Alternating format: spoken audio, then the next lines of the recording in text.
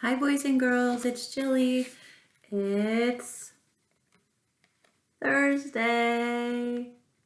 It was a very rainy day here today, so I thought the first book we would read for story time is Puddle by Robert Munsch.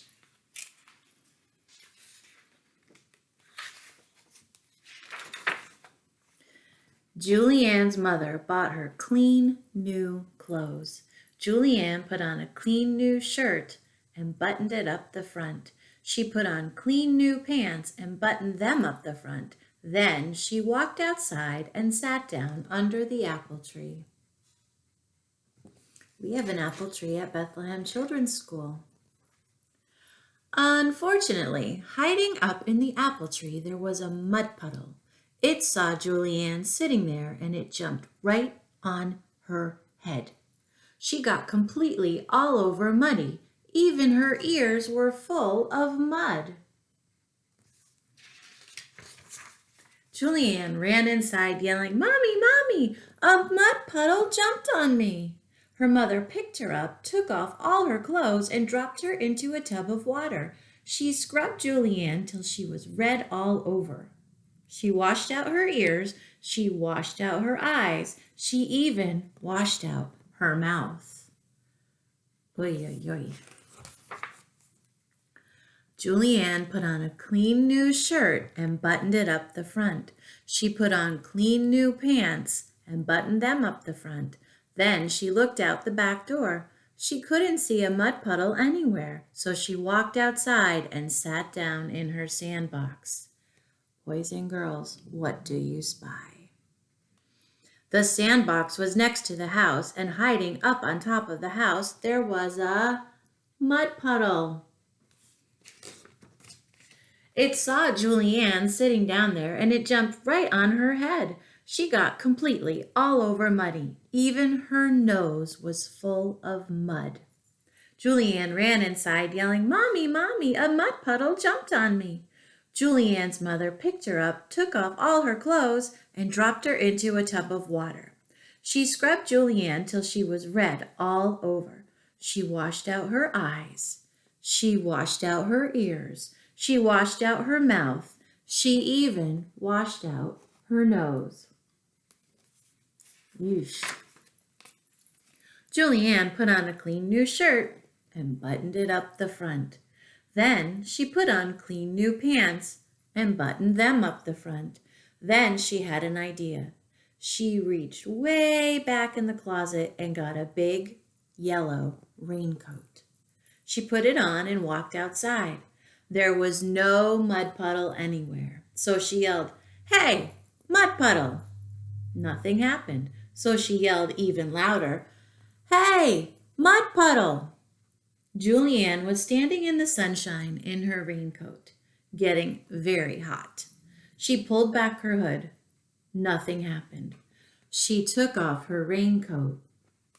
What do you think's going to happen? I have an idea. As soon as she took off her coat, out from behind the doghouse, there came the mud puddle. It ran across the grass and jumped right on Julianne's head. Yikes. She got completely all over muddy. Julianne ran inside yelling, "Mommy, Mommy, a mud puddle jumped on me." Do you think her mom believes her? What do you think Jilly would say if you said, "Jilly, Jilly, a mud puddle jumped on me"? Her mother picked her up, took off all her clothes, and dropped her into a tub full of water. She scrubbed Julianne till she was red all over. She washed out her ears. She washed out her eyes. She washed out her mouth. She washed out her nose. She even washed out her belly button. Oh my goodness gracious.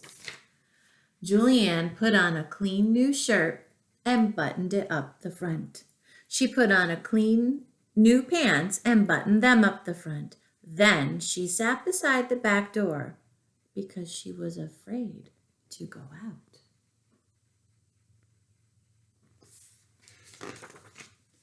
Then she had an idea.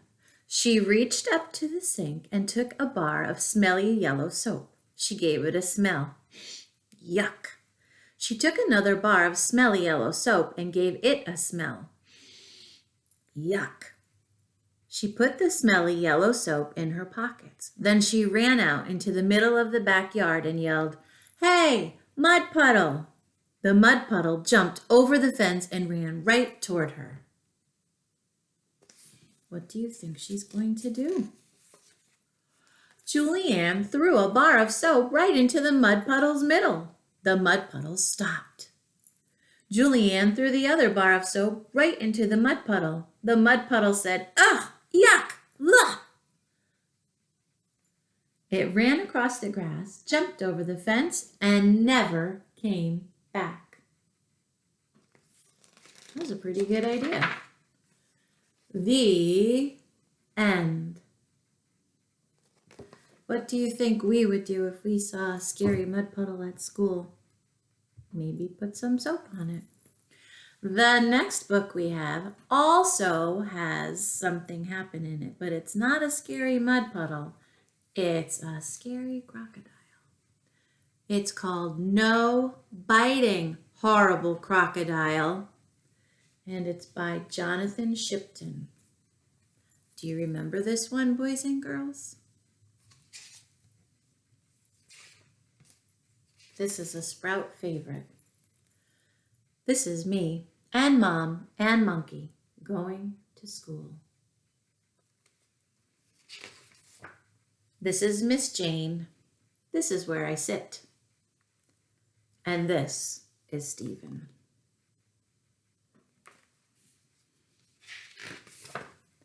We like our new school and we like Miss Jane, but what we can't stand, what spoils everything, is Flora. Flora bites. She's a horrible crocodile and she follows us everywhere, all the time, even if we hide.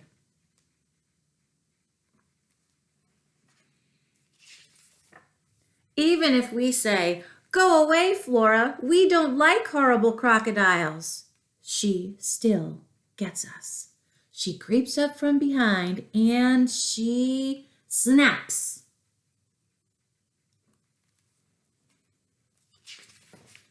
Miss Jane says we can't snap back because biting is wrong for everyone, even Stephen.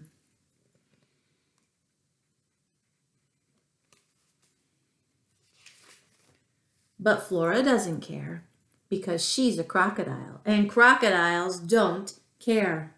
Look at all those down smiles, boys and girls. There's blocks tipped over and water tipped over, the bookcases, the trains. Ay, ay, ay. One day, the horrible crocodile makes a horrible crocodile mistake. Do you spy what Flora is about to do? She makes Monkey scream at the top of his lungs. It is so loud that Flora jumps right out of her crocodile skin. All the clays turn to rock. All the babies jump in their carriages. The traffic skids to a stop. The little old ladies drop their bags and their hats fall off. What did she do, you guys? Yeah, she ripped the monkey's arm right off with her mouth. Ooh. And Flora decides she doesn't want to be a crocodile anymore. Oh yeah, no, I didn't skip a page.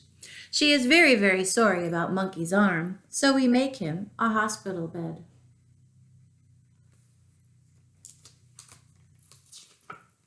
Now he's feeling better, and so is Flora, and she's never going to bite anybody ever again. The end. That was a great book, boys and girls, about being kind. Our last book is one that we've been reading in the Sprouts room, and it's also about being kind and not doing things when a bad crocodile tells you to do them. It's called Guji Guji by Chi Wan Chen. You really have to keep your eyes peeled for this one. What is different and what is the same? I see 1, 2, 3, 4 ducks and 1 crocodile. Oh, look at that. Here we go. Googie, Googie. An egg was rolling on the ground. It rolled through the trees. It rolled across the meadow. It rolled all the way down the hill. Finally, it rolled right into a duck's nest. What do you notice on this page? 3 small eggs and 1 big egg. Mother Duck didn't notice. She was reading. Soon enough, the eggs began to crack. The first duckling to hatch had blue spots. Mother Duck called him Crayon. The second duckling had brown stripes. Zebra, Mother decided. The third duckling was yellow, and Mother Duck named him Moonlight. A rather odd-looking duckling hatched from the fourth egg. Googie, Googie, he said, and that became his name.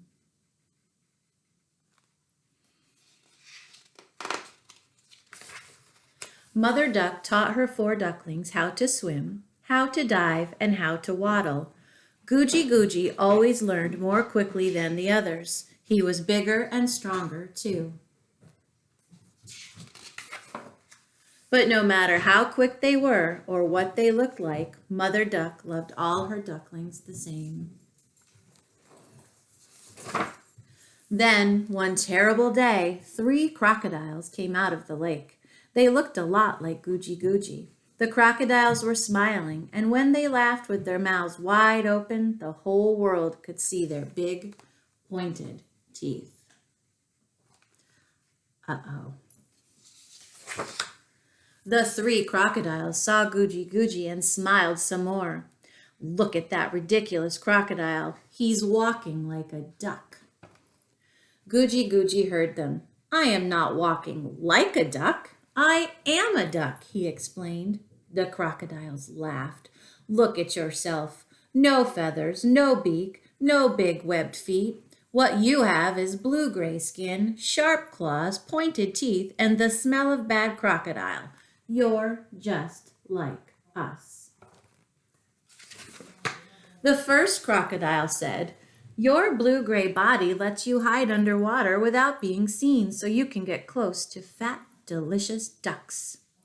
The second crocodile said, big sharp claws help you hold fat, delicious ducks tightly so they don't get away. The third crocodile said, pointed teeth are necessary so you can chew fat, delicious ducks. Yum. The 3 crocodiles grinned. We know you live with the ducks. Take them to the bridge tomorrow and practice diving. We'll wait underneath with our mouths wide open.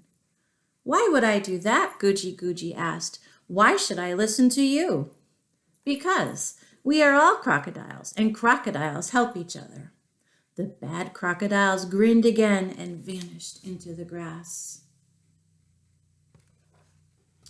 What do you think Googie Googie's going to do? Googie Googie felt terrible. He sat by the lake to think, is it true? Am I a bad crocodile too? He looked down into the lake and made a fierce face. Googie Googie laughed. He looked ridiculous. I am not a bad crocodile. Of course, I'm not exactly a duck either. But the 3 crocodiles are nasty and they want to eat my family. I must think of a way to stop them. Googie Googie thought and thought until finally he thought up a good idea. He went home happy and content. That night, the 3 bad crocodiles sharpened their pointed teeth, all the while thinking of fat, delicious ducks. They were ready for their feast. The next day, Googie Googie did as he'd been told. He took the flock of ducks to the bridge to practice diving. The three bad crocodiles were waiting for the ducks underneath the bridge. Do you spy them? It wasn't fat, delicious ducks that dropped from the bridge, though. It was three big, hard rocks. The crocodiles bit down. Crack, crack, crack went their pointed teeth. The three bad crocodiles ran as fast as they could. In barely a minute, they were nowhere to be seen. Do you spy them running away?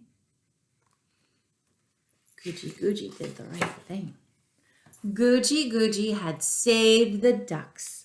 Googie Googie was the duck hero of the day. That night, all the ducks danced and celebrated.